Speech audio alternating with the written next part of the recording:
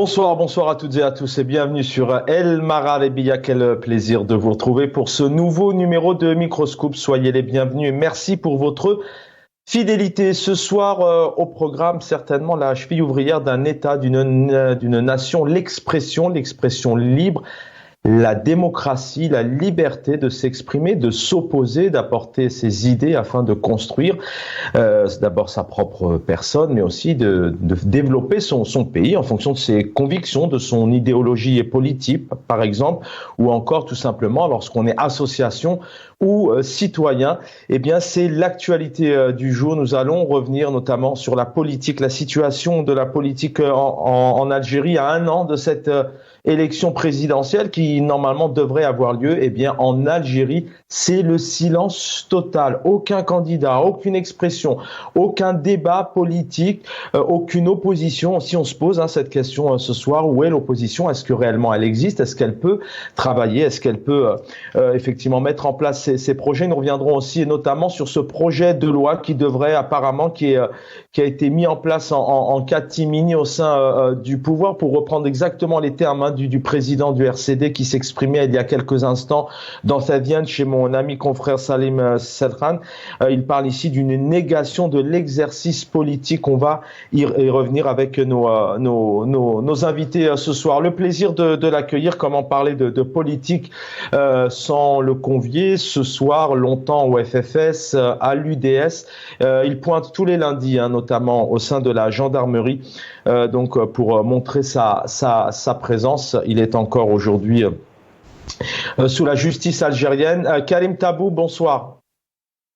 Bonsoir, merci de l'invitation. C'est moi qui vous aux invités et à nos téléspectateurs. C'est moi qui vous remercie, Karim Tabou. Merci d'être avec nous ce soir. Militant politique aussi, il est sur tous les fronts. Il est hirakiste, défenseur des droits humains. Riyad Warab est avec nous ce soir. Bonsoir. Bonsoir Chaban, bonsoir Monsieur Karim Tabou, bonsoir à tous vos éditeurs. Il est avec nous aussi. Merci d'être là, Riyad Warab. Bonsoir, Kamel Mortefi. Vous êtes, vous, au Canada. Vous connaissez aussi bien le pays en tant que citoyen, en tant que militant. Bonsoir, Kamel Mortefi. Bienvenue. Bonsoir, Chaban. Merci pour l'invitation. Bonsoir aux auditeurs et auditrices de Maghrébien. Et aussi un bonjour, un bonsoir ou un bonjour à vos invités. Merci. Merci infiniment. Karim Tabou, on va commencer avec vous, on va donner le ton. D'abord, vous êtes en Algérie. Merci pour votre présence et votre fidélité, parce qu'on sait que c'est pas évident de s'exprimer quand on est en Algérie, et notamment on est un invité, on veut s'impliquer en politique. Karim Tabou, une question peut-être assez simple. Aujourd'hui, l'exercice politique, c'est le titre de l'émission. On parle quoi? De répression, d'absence, de désespoir. Où est l'exercice politique en général, à part le pouvoir, les médias du régime qui reviennent énormément sur ces 4 ans du président Tebboune, qui parfois, d'ailleurs souvent fabule un petit peu quant à son exercice, parce que tout est vraiment bien. Il n'y a aucune critique négative sur ce mandat. Un bilan, d'abord votre analyse, votre bilan sur la situation de l'exercice politique en général dans cet État qui est ce pays, comme on le dit, un pays continent qu'est l'Algérie. Merci. L'exercice de la politique, je suis la preuve matérielle des conditions de l'exercice de la politique dans notre pays. Ce n'est pas pour personnaliser ou mettre en avant mon cas. Je pense que beaucoup de militants souffrent justement de cette fermeture complète du champ politique. Et puis même, nous allons pousser un peu loin le débat. Y a-t-il de champ politique en Algérie? Est-ce qu'il existe actuellement? Et ben, je vous dis, moi, dans le cadre de ma mise sous contrôle judiciaire, je suis officiellement interdit de toute activité politique. Je suis également interdit de toute activité de participation aux activités médiatiques, c'est-à-dire interdit de parler à un journaliste. Je suis tenu, et là je précise, tenu de me présenter chaque lundi dans une caserne des services située entre Del Ibrahim et Cheraga, et non pas la gendarmerie. Et je suis interdit de quitter le territoire national, 3 fois confiscation de passeport, pour avoir milité, pour avoir fait de la politique. Moi, je ne suis pas commerçant, je ne suis pas un homme d'affaires, je ne suis pas quelqu'un qui est impliqué dans les affaires de gestion. Je suis un militant politique. Donc, pour avoir été militant politique, voilà la conséquence du fait d'être militant politique. Et puis, également, en face, il est important également de le signaler que nous avons un chef d'État qui n'a jamais été militant politique depuis toute sa carrière.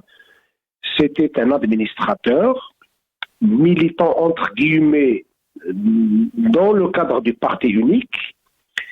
Et personnellement, je témoigne. La seule fois où j'ai vu l'actuel chef de l'État pratiquer la politique, c'était, je l'ai vu, la vidéo existe, il était en train d'applaudir à Marseille Denis quand il était secrétaire général du FLN. Donc, vous voyez très bien qu'un chef de l'État qui n'a pas de parcours politique, qui ne sait pas c'est quoi la politique, il tombe donc dans une logique administrative et dans une logique de gestion bureaucratique de la politique. Parce qu'également, lorsque vous allez au ministère de l'Intérieur, vous allez trouver au 5e étage une direction, un bureau. C'est écrit à l'entrée de ce bureau, Bureau des libertés. Vous comprenez bien que si ce bureau il est situé au ministère de l'Intérieur, au 5e étage, ça veut dire dans ce pays, les libertés sont mises en garde à vue au ministère de l'Intérieur. Et tous les partis politiques qui veulent exister ou qui veulent avoir une autorisation de faire une quelconque activité, c'est dans ce bureau-là que se passe tout et que tout s'autorise, tout s'interdit. Et d'ailleurs, moi j'ai fait partie aux côtés d'amis, d'enseignants universitaires, de militants connus du terrain, d'anciens dirigeants politiques, puisque j'étais ancien responsable du FFS.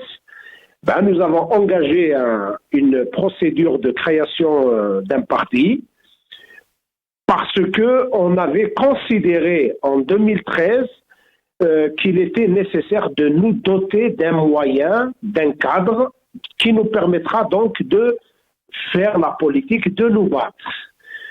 Même si nous nous sommes engagés à l'époque et nous n'avons même pas trouvé de l'intérêt à ce que le parti qu'on allait mettre en place allait être la copie double des autres partis. Dans ce cas, ça ne servait à rien de créer un autre parti devant tant de partis. Mais nous nous sommes engagés, nous avons fait un défi que notre parti ne sera pas comme tous les autres partis. Nous allons faire la politique, la vraie. Nous allons nous engager sur le terrain des luttes, sur le terrain aux côtés des citoyens. Nous avons essuyé un refus. Nous n'avons pas été agréés injustement. Et d'ailleurs, les seuls motifs qui ont été avancés est que selon un des rapports de la police, dans l'une de nos réunions, on aurait décroché le portrait de Bouteflika dans la salle où devait se tenir l'activité. C'est le seul d'ailleurs prétexte officiellement invoqué pour interdire donc notre parti. Bien que par la suite, ils étaient des millions d'Algériens à avoir décroché non pas le portrait, mais le président lui-même, le chef de l'État lui-même, on l'a décroché. Vous connaissez donc le mouvement des Chirac. Vous savez, dans la nature du pouvoir, et là j'aborde la question dans la profondeur, dans la nature du pouvoir, depuis d'ailleurs la révolte de 88, dans la logique mentale du système, parce que le système, au fait, il y a les vrais décideurs qui sont dans les institutions fortes que vous connaissez très bien dans ce pays, et que le reste, tout ce que vous voyez comme devanture civil, physique, n'est que apparence, n'est que décor. Donc, dans le fond du pouvoir, jamais le pouvoir a accepté le fait de céder une partie de la politique, de la décision politique et la transférer vers la sphère publique à travers un processus démocratique. Jamais le pouvoir a tout essayé pour garder le monopole absolu sur la politique. Et d'ailleurs, on a eu une élection en 1991, elle a été bloquée par un coup d'État. On a eu une autre élection en 1997, elle a été détournée par les armes. Et on a eu l'élection, entre guillemets, de Bouteflika, malgré le retrait de 6 candidats d'une élection présidentielle. Et on a vu le chef de l'État imposé comme chef de l'État. Et vous connaissez la suite, 20 années de gabegie, 20 années de mensonges, 20 années de gestion opaque des affaires du pays. Ce n'est pas le fait de Bouteflika en personne, mais c'est la nature même du système. Parce que le système a toujours considéré que la puissance du pouvoir réside justement dans sa capacité à garder le monopole de la décision politique. Vous savez très bien, comme moi, et nous pouvons même lister tous les chefs de l'État qu'a connu ce pays depuis 1962 à ce jour ont été désignés par les vrais décideurs. Toutes les élections importantes, entre guillemets, c'est-à-dire quand je dis importantes, lorsqu'on évoque l'élection d'un président, l'élection à un certain moment de l'Assemblée nationale, eh bien, l'élection d'un président, comme toujours, c'est les élections de 2024, ne vont pas échapper à cette règle. Il y a le vote des grands électeurs, c'est-à-dire les décideurs, tout ce qui se passe actuellement interne au pouvoir, s'intègre, se joue dans le cadre du vote des grands électeurs. J'appelle les grands électeurs, pas comme on les entend, comme on les nomme aux États-Unis, parce qu'aux États-Unis c'est la démocratie, mais les grands électeurs, chez nous, ce sont les vrais décideurs qui continuent de considérer qu'ils ont le droit d'exercer le monopole de la décision politique et qu'aucun ne viendrait déranger cette règle. Donc, il va y avoir, comme d'habitude, le vote des grands électeurs. C'est en premier tour. Le deuxième tour, c'est le carnaval populaire. Et le carnaval populaire, entre guillemets, quand on ne trouve pas le peuple pour faire le carnaval, on fait appel aux appareils. Et c'est dans c'est dans cet esprit-là qu'il y a eu deux logiques dichotomiques dans ce pays.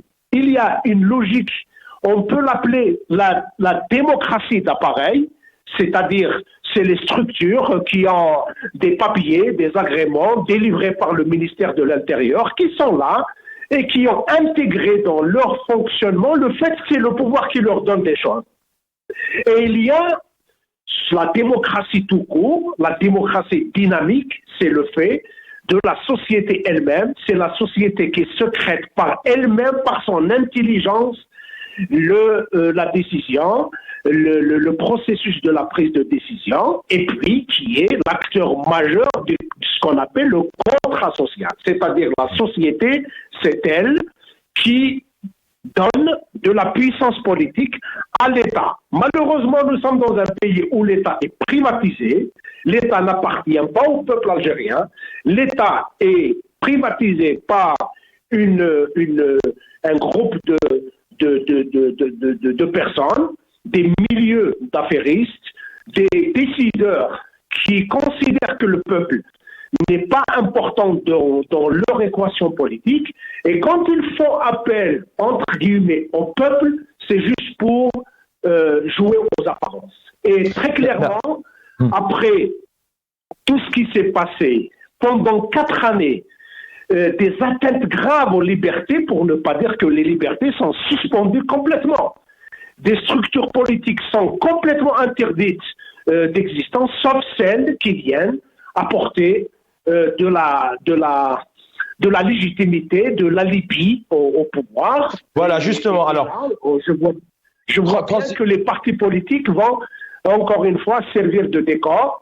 Alors, c'est la question, Karim Tabou. Je vous garde encore quelques minutes. Vous parliez de carnaval. Qu'est-ce qui se passe? Abdelmajid Tebboune, actuellement, donc, est en train, apparemment, d'organiser un certain nombre de rencontres avec certains partis politiques dits proches du pouvoir ou peut-être dits d'opposition. Pourquoi ces rencontres? Il en a déjà eu il y a quelque temps, le RND, bien évidemment, le FLN, le Parti des travailleurs, Louis Hanoun qui a été reçu pas loin de 3 heures par le chef de l'État. À quoi servent ces rendez-vous peut-être la veille de 2024? Qu'est-ce qui se dit? Qu'est-ce qui peut se dire dans ces rendez-vous quand on voit aujourd'hui qu'il y a tout de même un silence total de l'opposition, des partis politiques? Alors l'opposition réelle, vous venez de dresser un tableau peut-être qui pourrait être résumé par la répression et non l'absence. Pourquoi est-ce que le pouvoir aujourd'hui, Abdelmajid Tebboune, s'empresse à rencontrer notamment ces partis? En tout cas, le chef de l'État et les partis politiques tels qu'ils existent aujourd'hui sont disqualifiés par le peuple algérien en 2019. Et en 2019, je pense que le peuple algérien a tranché une question. Il a acté son divorce avec le système, mais dans le système inclut les partis politiques qui ont fait partie du jeu du système. Donc les partis politiques avaient un choix.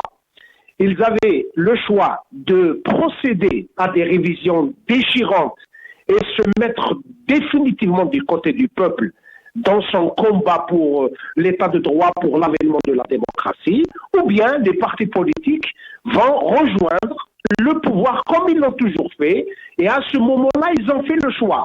En tout cas, aujourd'hui, le chef de l'État se sait illégitime, se sait qu'il n'a pas été élu par le peuple algérien et qu'il est désigné lorsqu'il s'agit de rendre des comptes, il va rendre des comptes à ceux qui l'ont désigné.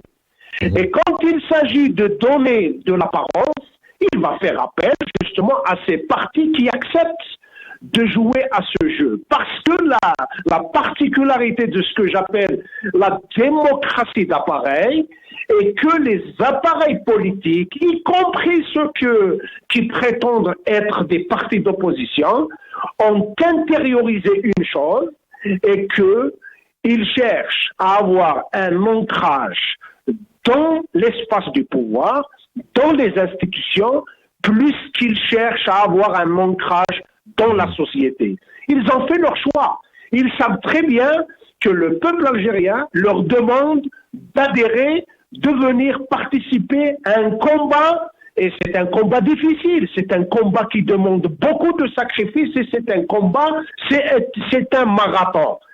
Par contre, le pouvoir, il est là, il les sollicite à venir, et au retour, ils vont avoir des intérêts, ils vont avoir des sièges, ils vont avoir de la place dans le... Oui, parce que c'est intéressant. C'est intéressant ce que vous dites. Préparer son présentoir pour 2024 et chacun essaye de trouver le bon coin pour faire partie justement de cette devanture du même système, parce que non seulement les partis politiques ne peuvent rien, le chef de l'État lui-même ne peut rien devant les vrais décideurs qui vont eux-mêmes rester là et qui tracent les grandes lignes et les décisions politiques. Je pense que ces vrais décideurs ont compris que des millions d'Algériens sont descendus dans la rue, ils ont proclamé des slogans, ils ont porté des revendications, ils ont exigé la mise à mort du système pour aller vers l'avènement d'un vrai État, d'un État de droit, d'un État démocratique qui permettra justement au peuple d'exercer son droit de décider lui-même de ses propres affaires. Et le pouvoir, nous l'avons vu, il a répondu à cela par la répression, par le truchement. Alors justement, Karim Tabou, cette répression, je vous interromps une seconde, je vous garde encore 3 minutes avant d'accueillir dans quelques instants Riyadou Arabe et Kamel Mortefi. Justement, comment aujourd'hui on peut redonner peut-être de l'espoir? Alors vous en avez, vous êtes là ce soir, on rappelle que vous pointez tous les lundis à la gendarmerie. Qu'est-ce qu'on fait demain? Il y a des partis politiques qui ont décidé effectivement peut-être de travailler autrement. Le FFS d'aujourd'hui n'est plus le FFS de Hossein Ait Ahmed, d'où d'ailleurs on a commémoré le jour de sa disparition, paix à son âme, cette semaine.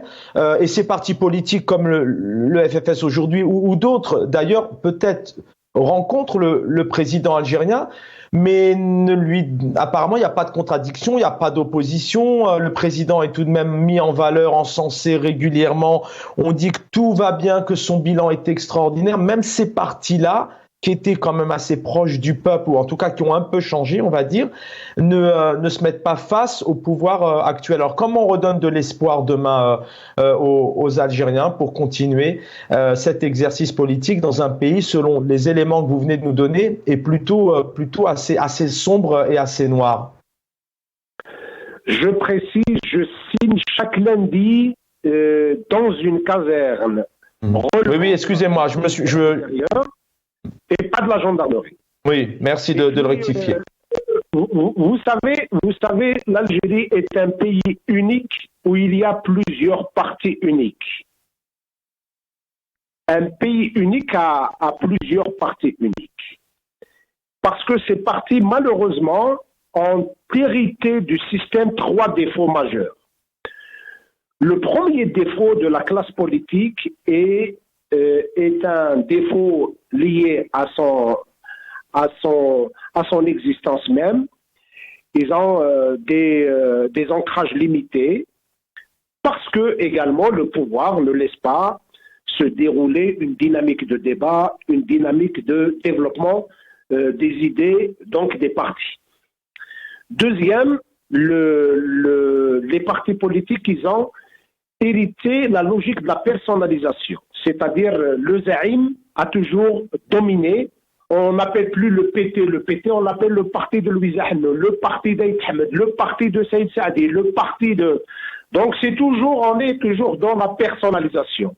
Et puis le troisième défaut majeur et qui est encore plus grave que les deux premiers, c'est le fait que les partis ont intériorisé et ils ont diffusé cela au niveau du peu de militants que comptent ces partis, que le pouvoir donne, que le plus important étant de trouver les moyens, un répertoire téléphonique qui permet d'avoir un ancrage dans les institutions, plus qu'un débat politique, que des idées pour avoir un ancrage politique dans la société. Donc il y a des choix qui ont été faits par cette classe politique. Aujourd'hui, lorsque je vois le chef de l'État rencontrer ces partis, après 4 années de désert, parce que le pouvoir, tout simplement, il a bien compris que la meilleure façon d'affaiblir les organes étant de tuer la fonction.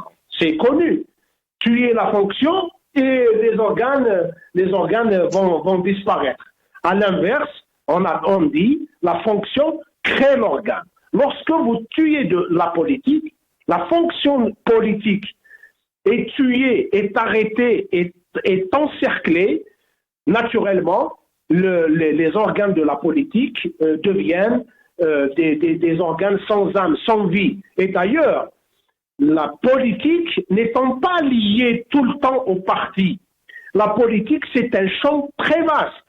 C'est un champ à la fois qui crée les idées, donc qui fait appel à l'universitaire, à l'expert, aux militants, à l'associatif, au culturel, au cultuel, et c'est tous ces champs-là qui forment le champ démocratique.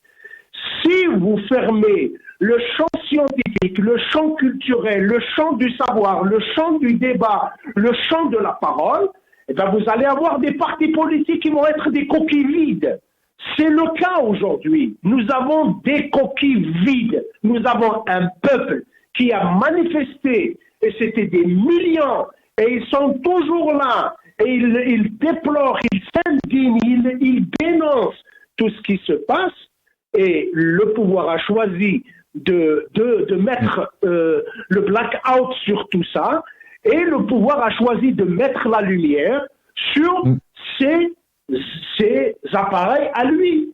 Merci Karim Tabou. Bien sûr que le chef de l'État aujourd'hui fasse un bilan catastrophique de tout point de vue. Il a juste besoin de trouver des applaudisseurs et des applaudisseuses. Mais c'est du déjà vu. Merci. Du déjà vu chez nous et pire encore, c'est du déjà vu ailleurs.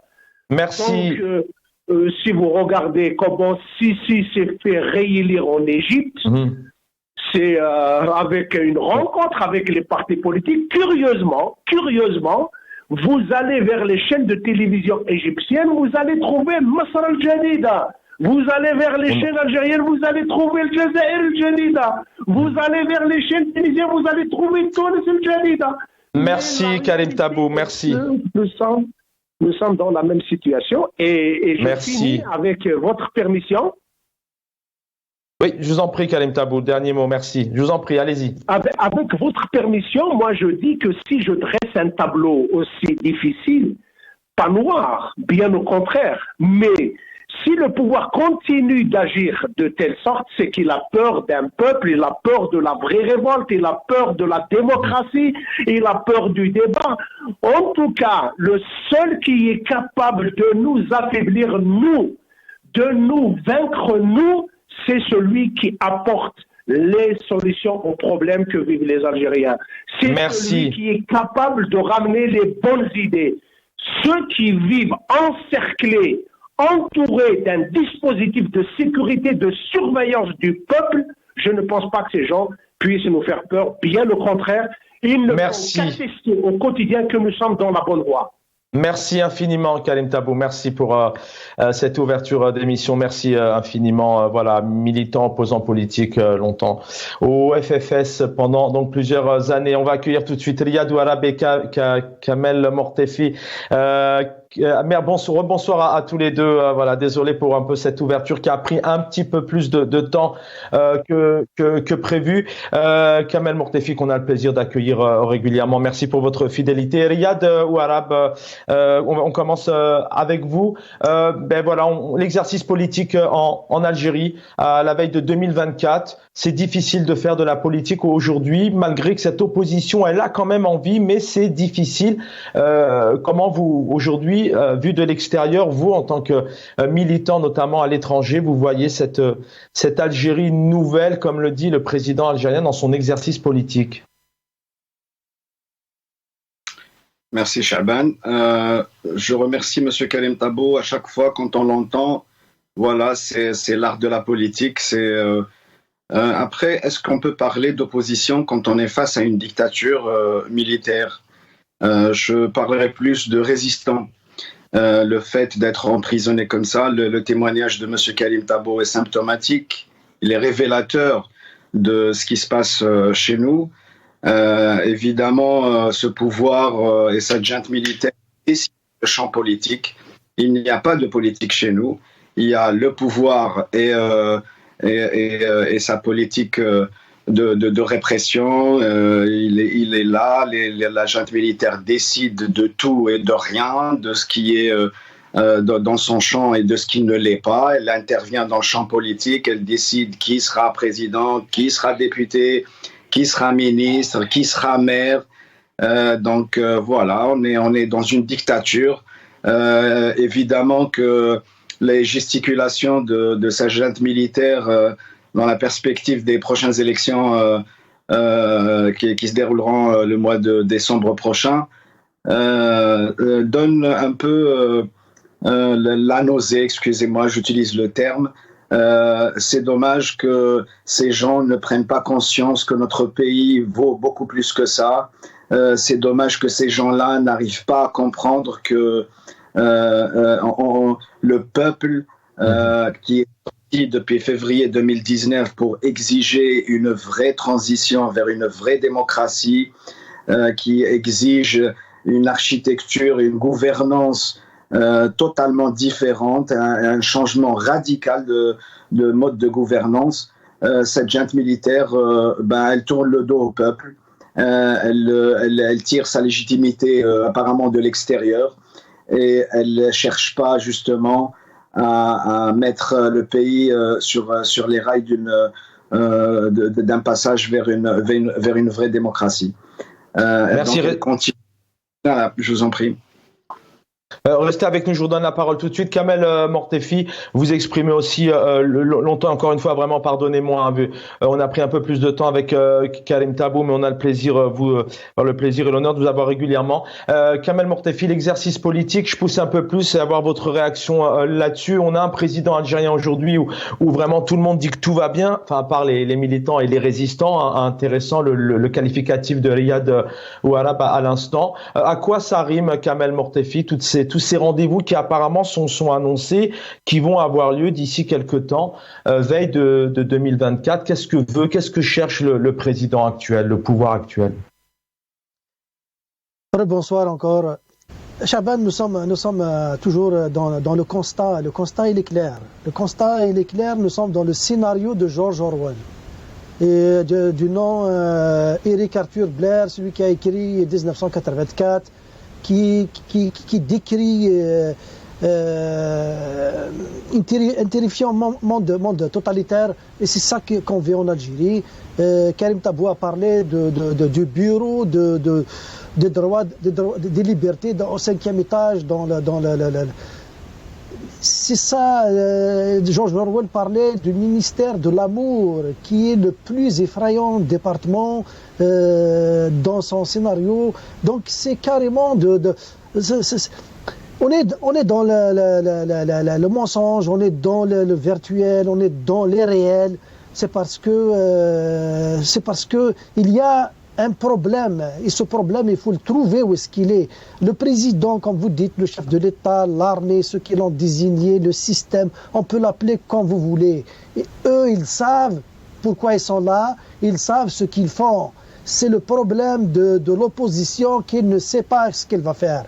Il y a une partie de l'opposition qui sait ce qu'il fait. C'est une opposition vendue, il faut le dire. C'est une opposition sans citer de nom, ni de parti.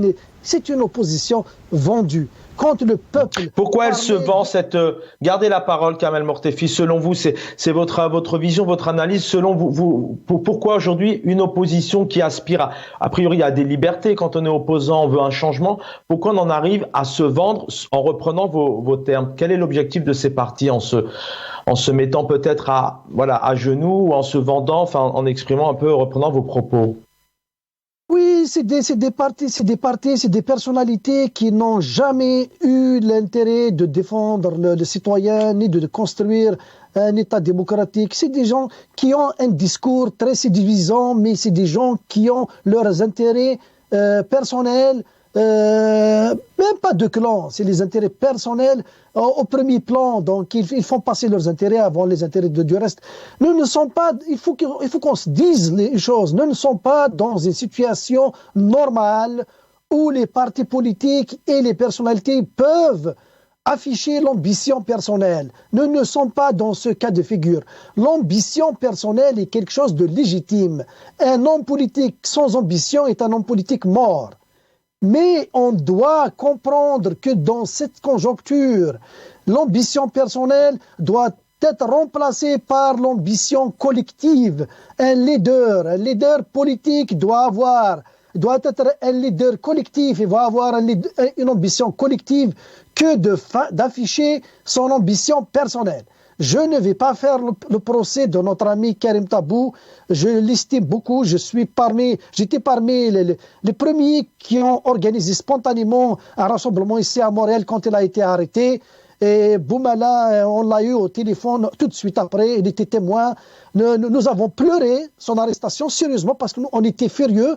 Mais à Montréal, nous avons mobilisé le peuple.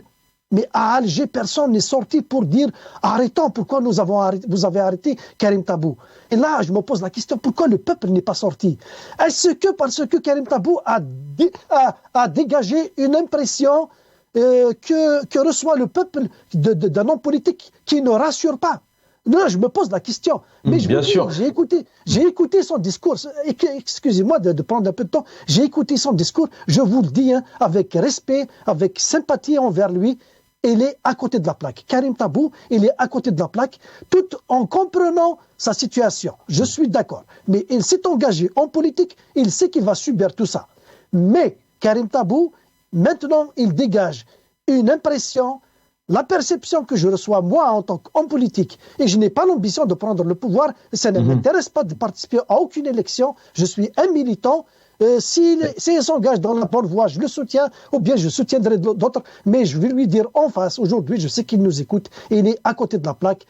Il affiche une ambition personnelle, mais il manque de leader qui a une ambition collective. Parce que son discours vous échangerez de changer ne sont pas dans le constat. Tous les partis politiques, tous les hommes politiques se lancent dans le constat. Aujourd'hui, très bien, Kamel, je reviens à vous. Je reviens à vous, Kamel Mortefi. Juste un moment, je termine. Le temps. Même pas 2 secondes. Je vais revenir à vous, Kamel.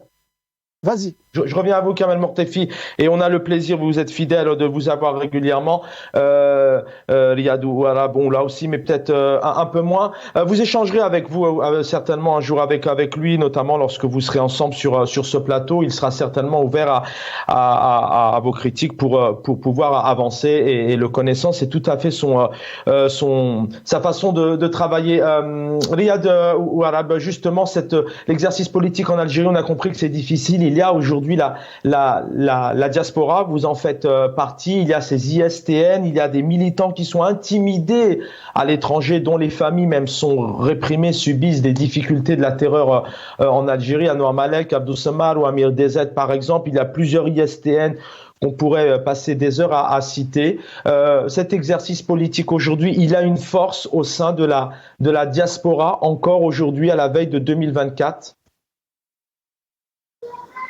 Bien sûr, il y a des militants politiques, il y a des militants associatifs qui sont très actifs, même si on ne les voit pas sur les réseaux sociaux ou dans les médias, mais ils sont très très actifs.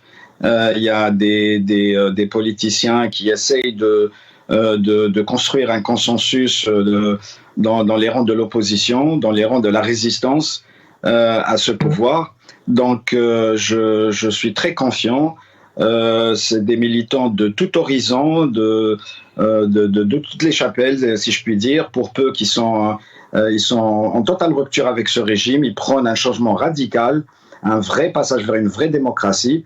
Ils sont très actifs. Mais pour revenir un peu aux partis politiques qui servent d'opposition autorisée, si je puis dire, c'est des partis qui sont contrôlés par la police politique, qui ont été créés par la police politique, qui sont là juste pour meubler le paysage.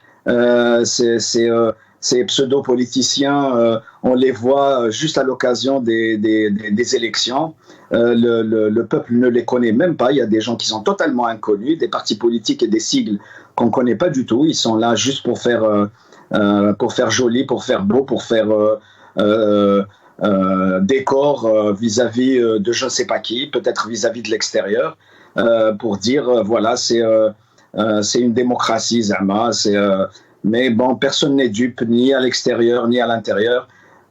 Pour revenir à la diaspora, je pense qu'il y a une forte attente de la diaspora algérienne. En fait, de toutes les actions qui sont entreprises à l'extérieur du pays par cette diaspora, c'est en soutien au Hirak et en soutien à la révolution du peuple. Donc la solution, tout à l'heure, Chaban, tu as posé la question, mais finalement, c'est quoi la solution? La solution, elle est entre les mains du peuple. La solution, elle a été testée en février 2019. C'est le Hirak, c'est les manifestations, c'est la désobéissance civile, c'est les grèves, ces outils pacifiques que le peuple peut utiliser pour se libérer de sa junte militaire. Je voudrais aussi saluer tous les militants qui sont à l'intérieur du pays, qui luttent, y compris M. Karim Tabou. C'est très très difficile de lutter quand on est entre les mains de la junte militaire, quand il y a 3 fourgons qui sont garés devant chez soi et qu'on est surveillé H24, lui, sa famille, ses enfants. sous la menace des services de sécurité et de la police politique. C'est très difficile même de passer comme ça dans une chaîne à Al-Magharibia, par exemple. Donc, je salue tous les militants qui sont sur le terrain en Algérie et qui continuent à lutter contre cette junte militaire pour une vraie démocratie, pour une vraie transition vers l'état de droit. La diaspora, elle soutient le peuple, elle continuera à soutenir le peuple jusqu'à l'instauration d'un État et d'une gouvernance qui tire sa légitimité du peuple. Voilà, Khachana. Merci.